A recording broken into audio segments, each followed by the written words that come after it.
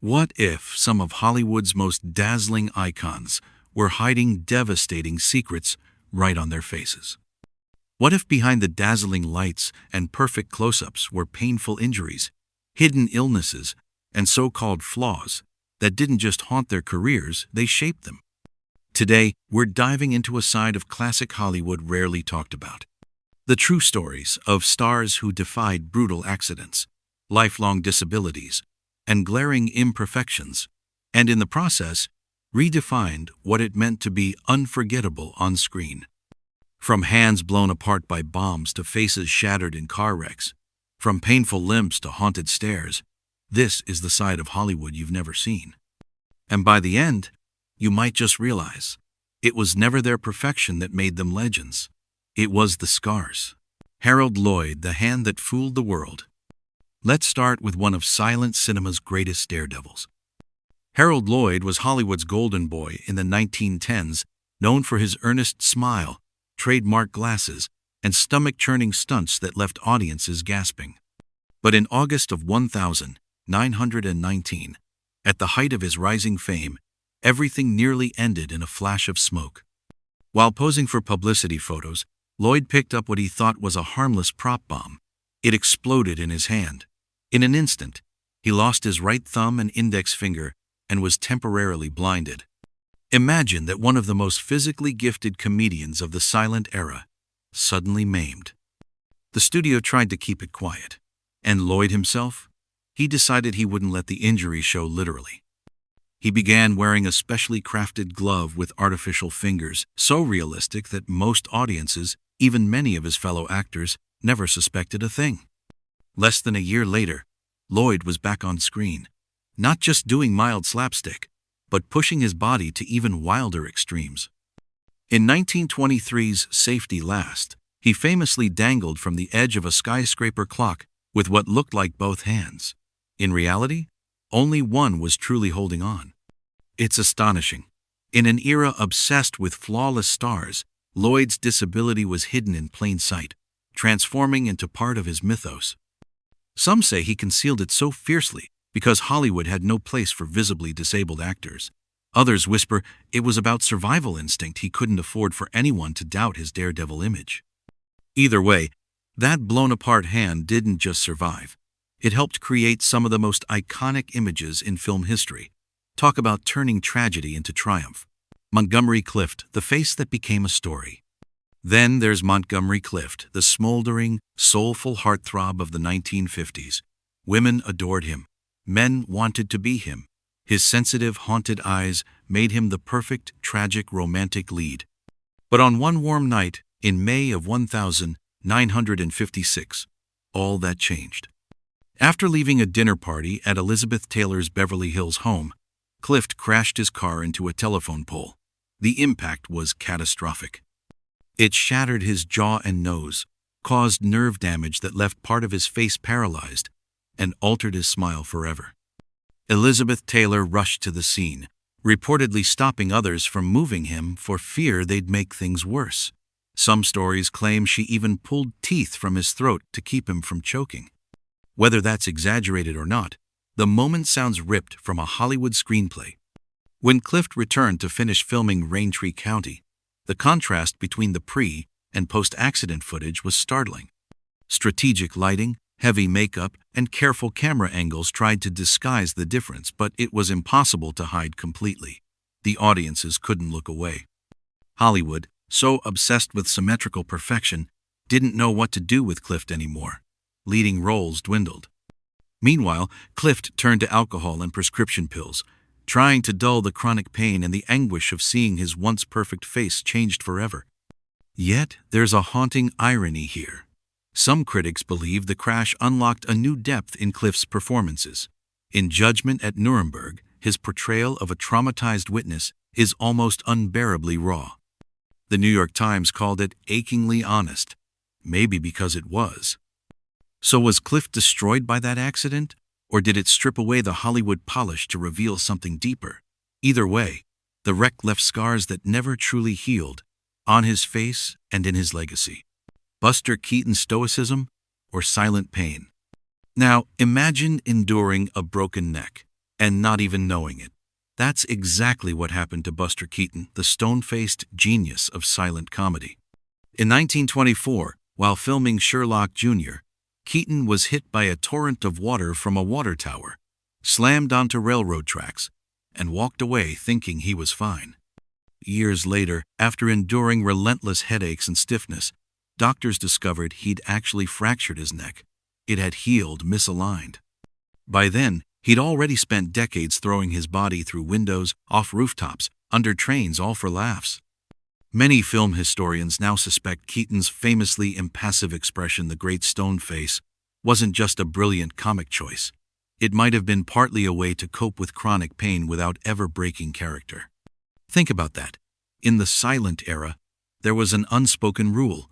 Suffering was expected, but you never admitted it. According to his biographer Rudy Blesch, Keaton didn't complain, he just kept taking the hits. It made him a legend. But also, perhaps, a cautionary tale of how much damage a performer was willing to endure to keep the audience smiling. Jack Elam, the eye that made a career. Some physical marks weren't hidden, they were embraced so fully, they practically became trademarks. Enter Jack Elam. When Elam was a kid, some say around age 12, he was accidentally stabbed in the eye with a pencil during a scuffle. The result? A permanently misaligned left eye that wandered off on its own agenda. In any other field, it might have been a tragic disability. In image-obsessed Hollywood, it should have been career-ending. Instead, it made Jack Elam unforgettable. Elam started out as an accountant in Hollywood, literally balancing books for producers like Samuel Goldwyn. But by the late 1940s, he'd turned to acting, and that drifting eye typecast him instantly as the twitchy gunman, the crooked deputy, the unhinged outlaw. He joked that he couldn't walk into a scene without pulling a gun. Directors loved it. They'd deliberately highlight his unsettling stare to dial up tension. Over 2 decades, Elam appeared in more than 60 films. His flaw, not just accepted but celebrated. So what many saw as a defect actually became Elam's ticket to immortality. His eye might have wandered, but it never stopped catching the audience's. Bela Lugosi, a cape hiding more than fangs.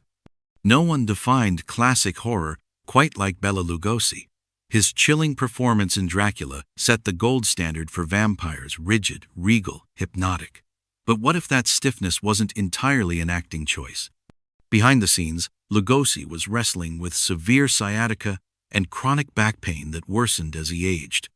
Some film buffs suspect that his famously slow, deliberate movements in Dracula were at least partly shaped by trying to mask physical discomfort.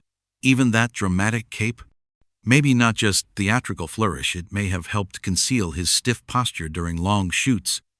By the late 1940s, Lugosi was struggling badly.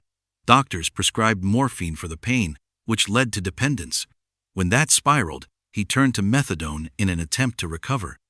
In 1955, at age 72, Lugosi did something shocking for that era.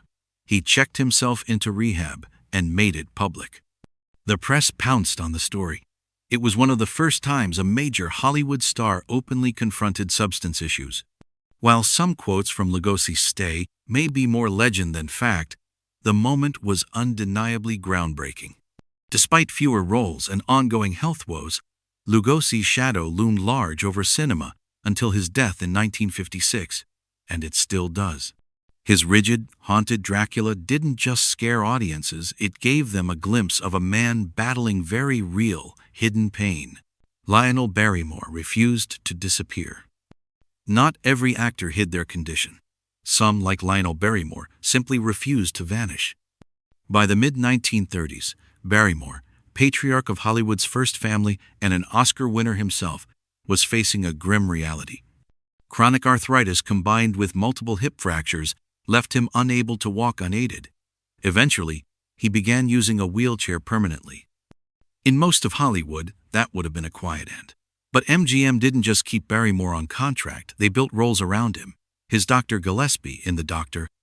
Kildare films was written to use a wheelchair, decades before such representation was common. And in It's a Wonderful Life, Barrymore's Mr. Potter rolled through every scene with no explanation needed. Legends claim that MGM adjusted sets or camera angles to suit him, but what's certain is that directors made sure the audience focused on Barrymore's powerful face and voice, not his limited mobility. Barrymore rarely talked publicly about his condition. That was typical of the time. Studios often buried any hint of frailty. Yet his continued presence on screen quietly pushed back against the idea that physical perfection was mandatory. In an industry obsessed with illusion, Barrymore showed you didn't have to stand out. Walter Brennan limp to legend. For Walter Brennan, an unusual gait didn't just become accepted, it practically became folklore. Brennan, known for his high-pitched drawl and weathered face, had a noticeable limp from at least the early 1930s.